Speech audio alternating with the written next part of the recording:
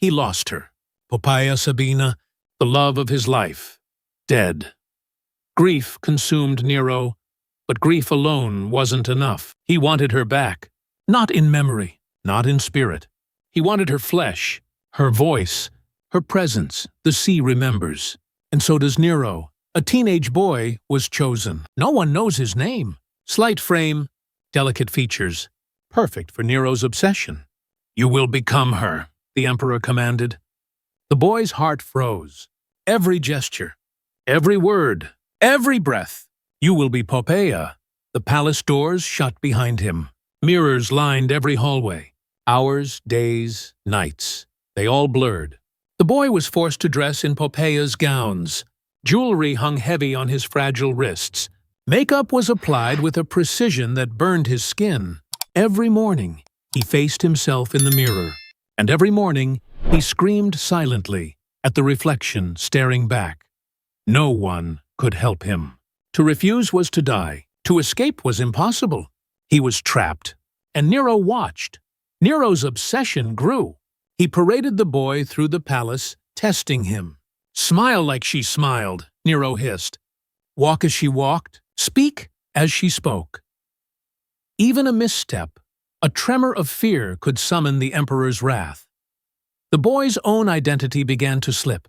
His name became meaningless. His thoughts were not his own. Every waking moment belonged to Poppaea, or the shadow of her that Nero demanded he become. Servants whispered of the boy's terror, but whispers meant nothing in Nero's Rome. By night, muffled sobs echoed through gilded halls. By day, he mimicked Poppaea perfectly, a living puppet in the hands of a mad emperor. The palace became a cage. The mirrors became a prison. And in that prison, the boy slowly disappeared. But this was only the beginning. The nightmare had just begun. What awaited him next would push the boundaries of horror, cruelty, and obsession. Rome itself would bear witness to the twisted lengths a man in power could go to reclaim a lost love. If you want to uncover the darkest secrets of history, subscribe now and hit the bell. Share this story if you dare. The boy awoke to the cold, hard reality of his new life. Gone was his name. Gone were his memories of freedom. Now he was Poppaea, alive in body, trapped in terror. Every morning began the same. Gilded mirrors reflected a face that was not his own. He had to study every curve, every expression, every gesture. A slip of the hand, a falter in his voice. Nero noticed. Nero punished. The emperor's obsession knew no bounds. He watched the boy from dawn to dusk, eyes sharp, searching for flaws. "Smile," Nero demanded. The way she smiled. Now, the boy obeyed. Teeth clenched, heart hammering. Even the smallest hesitation could provoke a scream, a slap, sometimes worse. Meals were no longer meals. They were tests. Nero would watch him eat, judging every movement. Servants whispered, "He's becoming her." But the boy felt only terror. Every gesture, every word stole a piece of him. He became a shadow of Poppaea, a ghost forced into life. Outside the palace, Nero's cruel parade began. Courtiers, visitors, ambassadors, all saw Poppaea walking again. Some whispered at her grace, not realizing it was a boy under paint and silk. Some recoiled at the eerie perfection, at the stiffness behind the smile. And Nero? He beamed with pride, drunk on power and obsession. At night, the boy lay awake in the empty room, trembling beneath layers of gowns. He remembered his life before, simple, fragile, human. But those memories were fading, smothered by fear, control, and constant surveillance. He whispered his own name in the dark, hoping someone, anyone, would hear. But the palace swallowed voices. Only Nero's commands echoed. The transformation was complete. Or at least, Nero thought so. The boy no longer existed in his own mind. Only Poppaea remained, but inside a flicker resisted. A spark of fear, yes, but also defiance. Could he survive this? Could he reclaim even a fragment of himself? The answer was uncertain. Because Nero's obsession was relentless, his cruelty boundless. Every day, the boy walked a razor's edge between life and death, sanity and erasure. And the worst was yet to come. Next, the emperor would test the boy in ways even history struggles to record. Rome itself would witness a nightmare that blurred the line between grief and madness. If you want to see the terrifying lengths Nero would go, the boy had learned to move like Poppaea, speak like Poppaea, even smile like Poppaea. But perfection did not save him. It only amused Nero. The emperor's cruelty thrived on control. Every day was a game, and the boy was the pawn. "Dance for me," Nero commanded one morning. The boy obeyed, knees shaking beneath silken skirts. The court watched in silence. Some whispered admiration, some whispered horror. Nero's eyes sparkled with dark delight. Mistakes were punished, not with simple slaps or shouts. No, Nero's punishments were designed to terrorize, to erase who the boy had once been. A spilled goblet, a stammered word. Each offense became an elaborate display of power, a public reminder of who ruled and who obeyed. At night, the boy's body ached, but the terror never slept. Nero would peer through the keyhole, watching him move, judging every flicker of fear. Sometimes he whispered softly, almost sweetly, "She was perfect. Why can't you be perfect, too?" The boy's mind recoiled. She, not he. Not the boy who had once laughed and dreamed. The palace corridors became a labyrinth of mirrors and shadows, each reflection a trap, each shadow a reminder. Servants spoke in hushed tones. "The emperor's grief is eternal." The boy understood too well. Eternal, yes, but twisted, obsessive, deadly. Days blurred into weeks. The boy's body wore Poppaea's shape, but inside, his spirit fought for survival. Every forced smile was a scream inside. Every elegant gesture a struggle against erasure. Nero's obsession had turned him into a living puppet. But the spark of self, fragile as it was, remained. Then came the parades, Rome's streets crowded with spectators.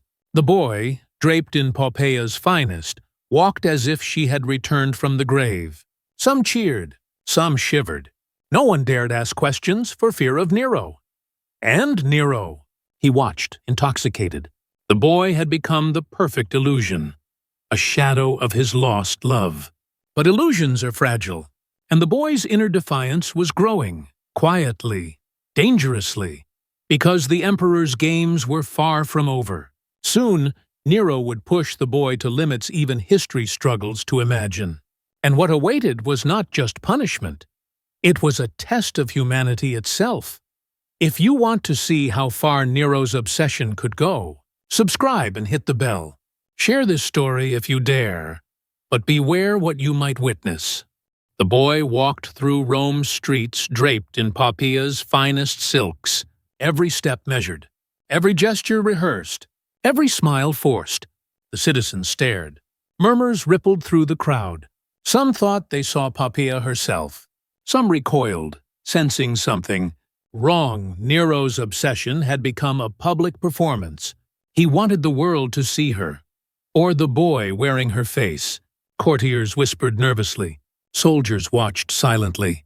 No one dared speak the truth, that this Poppaea was a trembling teenager trapped in a nightmare. "Move gracefully," Nero hissed from his gilded balcony. Speak as she spoke, charm as she charmed. The boy obeyed. Every word, every glance, a careful imitation. But inside, his mind screamed. His identity was fading. Each nod, each curtsy, was a battle against being erased. Rumors spread. "Is she alive?" Some whispered. "She doesn't seem right," others murmured. The boy heard them, every word cut like a knife. He was neither Poppaea nor himself. He was a living ghost, a puppet in the emperor's cruel theater. At night, behind closed doors, Nero's obsession grew darker. He demanded the boy relive Poppaea's private moments. Laugh like her, Cry like her. Remember her words and gestures perfectly, without hesitation. Mistakes were met with fury. The smallest falter could mean months of confinement, or worse. The palace walls were suffocating. Mirrors lined every corridor. Shadows hid in every corner. Even the servants began to fear the boy's presence, as if the room itself had become a trap. And yet a spark of defiance survived. The boy remembered who he once was, even as Poppaea's face stared back at him from every reflection. Nero's games had drawn the attention of all Rome. Some admired his dedication to love. Others whispered of madness. But no one could stop him. No one could save the boy. The nightmare was far from over. The parades, the lessons, the constant surveillance. It was only a prelude. Soon, Nero would push him further, testing the boy's body, mind, and very soul. And history would remember not the boy, but the horror of the emperor's obsession. If you want to uncover the darkest, most twisted acts of history, the boy's hands shook. His reflection stared back at him, Poppaea's face flawless, but his own fear etched deep into his eyes. Weeks, months, he had lost count. Time no longer existed. Only Nero's obsession remained. The emperor had grown crueler. Small mistakes were no longer forgiven. A misstep in posture, a falter in speech, a moment of hesitation. Each infraction met with fury. Sharp words, icy stares, or worse. The boy had learned to obey, to mimic, to survive. But inside, something was breaking. One evening, Nero summoned him to the balcony. "The people must see her," he demanded. The boy's knees wobbled beneath layers of silk. Every eye in Rome would witness him, the living echo of a dead woman. And yet, for the first time, the boy hesitated. A flicker of fear, a spark of defiance. It was small, almost invisible. But Nero noticed. His eyes narrowed. A smile, sharp, cruel, spread across the emperor's face. "You dare hesitate?" Nero hissed. The boy's heart pounded. His throat tightened. "Yes, my emperor," he whispered. But the hesitation lingered. Punishment came swiftly.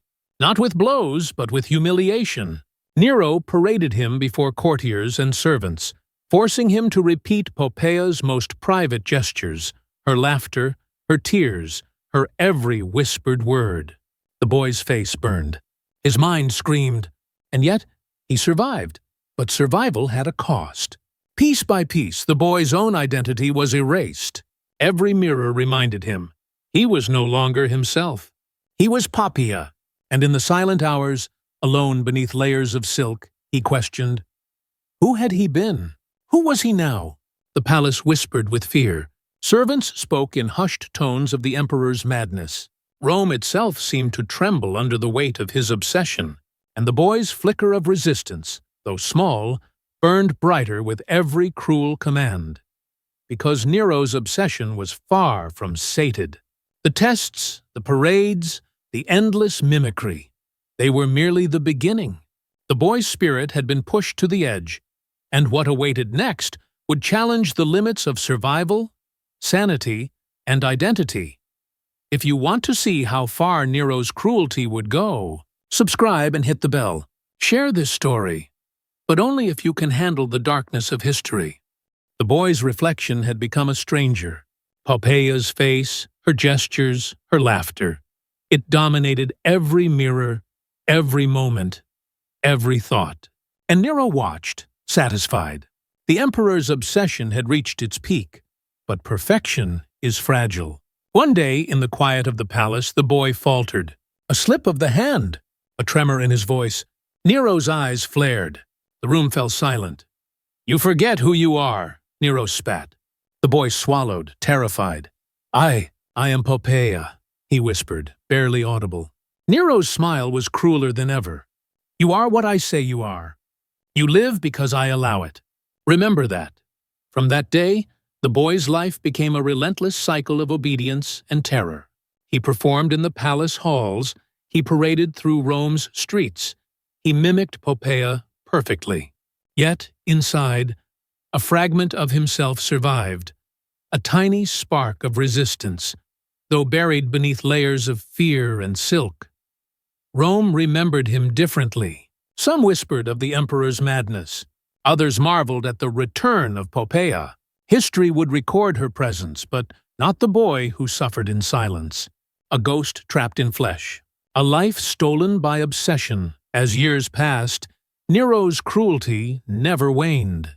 He continued to test, to torment, to parade the boy before the court, before the people, before history itself. Every act of love twisted into horror. Every moment of grief turned into tyranny.